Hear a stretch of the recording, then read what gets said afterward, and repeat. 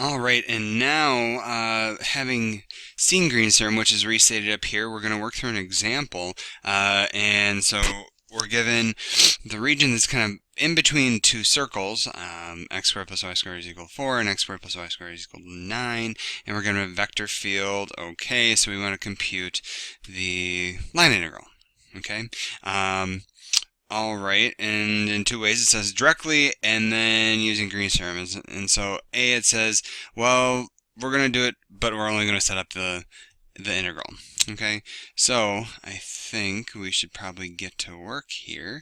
So in A, well, how do we begin these sorts of things? Well, we have to parameterize the curves, right? So let's see. We look at C1 first, and I'll work in purple. C1, okay, well, we can say that for that curve, x, we'll call this x of t, this is, and C1 is the outer one, so this is going to be 3 cosine t, 3 sine t, and then we'll eventually need x prime, which is going to be minus 3 sine t, and 3 cosine t. Okay, oh, and I should also mention that t is within 0 to 2 pi. Oops, bracket. Okay. All right, so with that then, we see that f of x of t, so when we do the composition, we get, all right, in our first coordinate, this is going to be 9, nope, maybe, well, okay, so 9 cosine squared t times 3 sine t, and that's just the first part, plus 3 cosine t, comma, and let's see, cubed now, so this is going to be 27 sine cubed t minus 3 cosine t times 9 sine squared t. Okay, well, that's going to be fun to work with.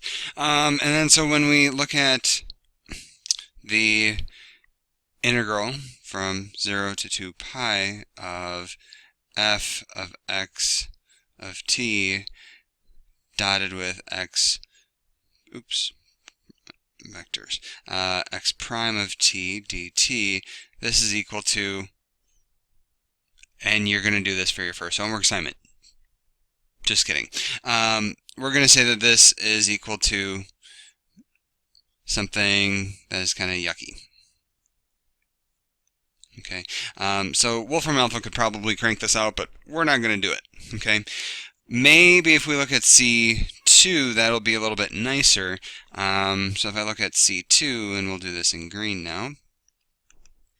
All right, well, that parameterization is very similar, so y of t is going to equal 2 cosine t and 2 sine t, and again t is in 0 to 2 pi, and bracket, and then when we look at y prime of t, that's going to be negative 2 sine t, comma 2 cosine t.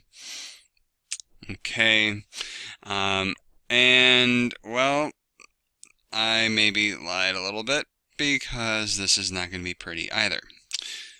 Okay, and just for notation purposes, we're going to write all this out, and we're just going to say that this isn't yucky, this is blah. Okay, so we have two things, and we can certainly say that when we look at the whole thing here, so if I were to look at the closed integral, or the integral, or the vector line integral of f dot ds over c, that this is going to be integral of c1 of f dot ds plus integral of c2 of f dot ds, and certainly include the parameterizations in there, but this is going to be yucky plus blah equals not fun. Okay, so yes, you could, if you're doing this by hand, you could struggle through that, but otherwise I'd probably say let a computer do this. Well, so we did part A, maybe part B is going to be a little bit nicer. So if we try to use Green's theorem now, let's see how our life changes. Okay, and I'm going to write down just kind of the key pieces here because you might not have it at your fingertips. So again, f of x and y was x squared y plus x, comma, y cubed minus xy cubed, or xy squared, sorry. And then, let's see, and then we had the curves x squared plus y squared is equal to 4, and x squared plus y squared is equal to 9. Okay, so that was just kind of the information that we copied. Okay, so next what we're going to do is verify that Green's theorem applies. So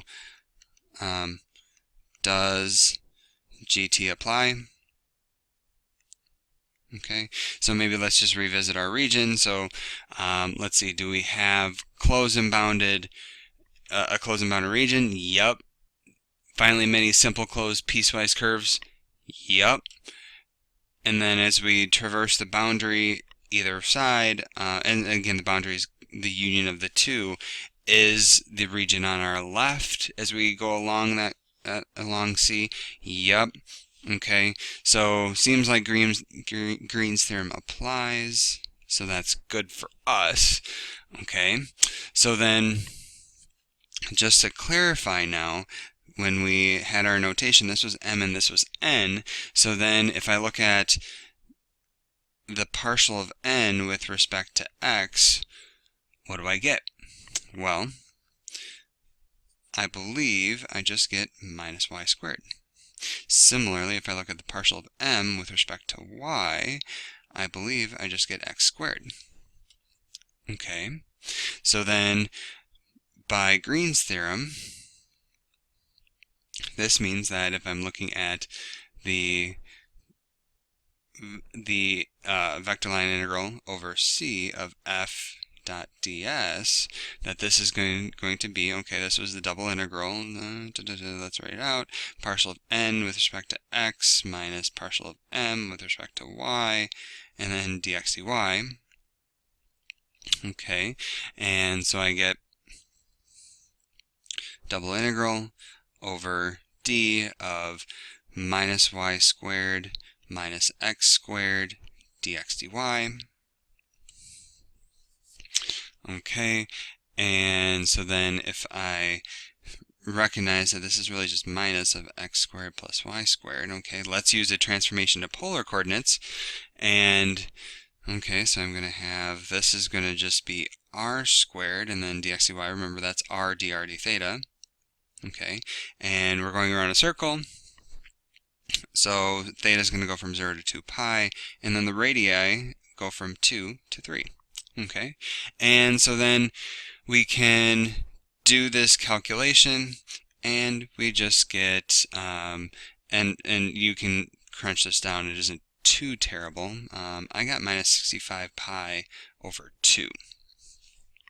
Okay, and so Green's theorem, a whole lot quicker when we meet those conditions. Okay, so make sure to be on the lookout for those conditions, and then hopefully when you do use Green's theorem, that it should make your life a whole lot easier.